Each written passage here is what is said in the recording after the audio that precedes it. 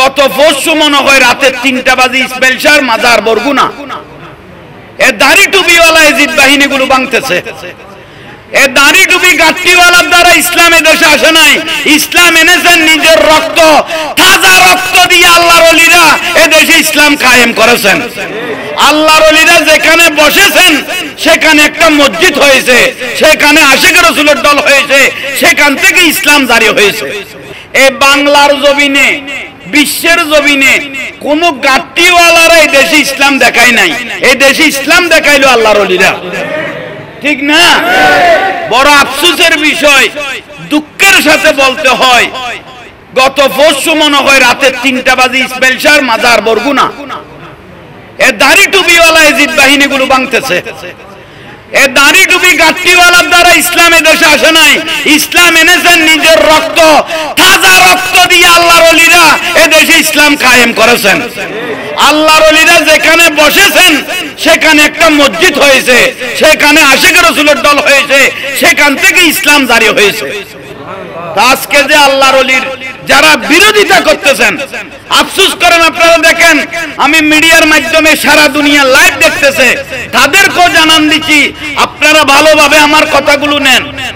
একজন হিন্দু, একজন বৌদ্ধ, একজন খ্রিস্টান, একজন নাস্তিকে যদি একটা কোরআন শরীফ যদি ফুঁড়ে ফেলে, তখন আমরা সবাই লাঠি সোটা নিয়ে লড়ে নেমে যাই, ঠিক না?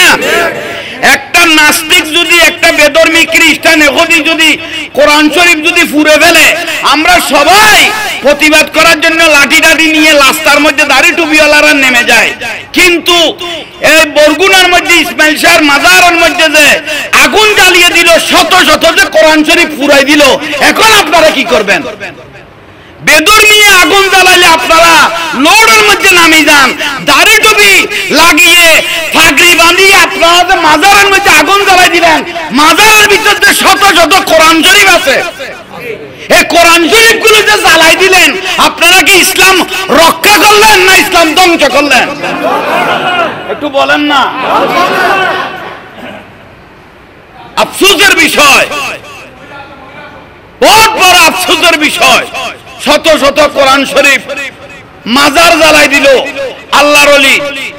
আল্লাহর ওলির মাজার জ্বালাই আপনি তো ইসলাম রক্ষা করতে পারবেন না।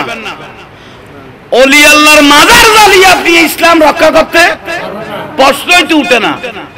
মাজার ভাঙবেন কেন? কত ওলি আল্লাহ মরে গেছে, আফসোস। আমার রাসূল পাক এভাবে মসজিদ নববী শরীফের মধ্যে বয়ানে মুবারাকা দিচ্ছেন।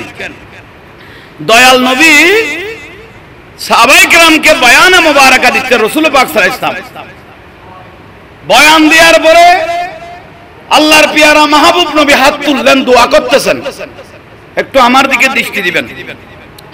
রাসূল পাক কি করতেছেন? দোয়া করতেছেন। দেশের বিশ্বের প্রান্ত প্রান্তের জন্য, আশেক মুমিনের জন্য দোয়া করতেছেন। হঠাৎ এক সাহাবী দাঁড়িয়ে গেলেন, ইয়া রাসূলুল্লাহ, আমার একটা প্রশ্ন, আপনি বিভিন্ন জায়গার নাম ধরে ধরে আপনি কি করলেন? দোয়া করলেন, কিন্তু আমাদের ওই নজদের দিকে একটু নামটা নিলেন না। একটু নজদের জন্য কি করেন? একটু জোরে বলেন না। নজদের জন্য একটু। আমার রাসূল ওনার কথাগুলো আর কানে নিলেন না, আবার অন্যদিকে চলে গেলেন। ওই ব্যক্তি আবার প্রশ্ন করলেন, ইয়া রাসূলুল্লাহ, একটু নজদের দিকে কি করেন? নজদের জন্য দোয়া করেন। কয়বার হলো? 2 বার। আমার নবী আবার অন্যদিকে ঘুরে গেলেন, আল্লাহর কাছে ফরিয়াদ করতে আসমানের দিকে তাকাই রইলেন। হঠাৎ করে ওই সাহাবী আবার প্রশ্ন করলেন, ইয়া রাসূলুল্লাহ, নজদের জন্য একটু কি করেন?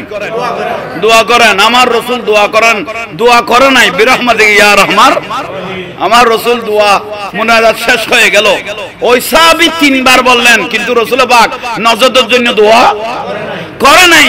তখন মুনাজাতের পরে দয়াল নবীকে প্রশ্ন করতেছেন ওই সাহাবী, ইয়া রাসূলুল্লাহ, একে একে 3 বার আপনাকে বললাম নজদের জন্য কি করার জন্য? তখন আমার রাসূল বলে, ইন্নী আরা, আমি রাসূল যেটা দেখতেছি মালা তারাও না, সেটা তুমি দেখতেছো না। একটু জোরে বলি। ইন্নী আরা মা লা তারাউনা ওয়াসমাউ মা লা তাসমাউন। আমি রাসূল যেটা শুনতেছি গোটা পৃথিবী সেটা শুনতেছে না।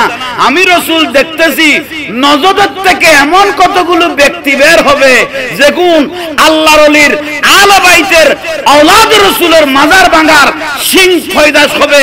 এরা ইসলামকে ধ্বংস করার জন্য বের হবে। দাড়ি থাকবে, টুপি থাকবে, পাগড়ি থাকবে, মিসওয়াক থাকবে, নামাজ কাজা হবে না, কপালের মধ্যে তিলা ভরে যাবে, মগর রন্ধরে রন্ধরে। যেখানে আমার বন্ধু ওলি আল্লাহরা থাকবে, আওলাদ রাসূল থাকবে, তারা সবসময় সেদিকে আক্রমণ করতে থাকবে। উচ্চস্বরে বলুন ঠিক কিনা? সেজন্য আমার রাসূল বলে নজদের থেকে ইসলাম বিরোধী সিং বের হবে। ইসলাম বিরোধী তো সিং শুধু এই জমানার নয়, সেই সিংহের রেশম, সেই সিংহের ফোড়া এখনো বাংলার জমিনে আছে না নাই? সর্বপ্রথম আপনারা মিডিয়ার মাধ্যমে সোশ্যাল মিডিয়ার মধ্যে দেখেছেন, তবুও বলি জান্নাতুল বকি শরীফের মধ্যে রাসূল পাকের রওজার পাশে যে কবরস্থান জান্নাতুল বকি শরীফ, এটা শরীফ। শরীফ কেন? এখানে 10,000 রাসূল পাকের জলিলুল কদর সাহাবী এখানে দাফন হয়েছে। একটু জোরে বলেন। আরো দামি, এখানে মা ফাতেমা রাদিয়াল্লাহু তাআলা আনহার রওজা মুবারক। আমার রাসূলের কলিজার টুকরা ইমাম হাসান রাদিয়াল্লাহু রওজা মুবারক জান্নাতুল বকির মধ্যে।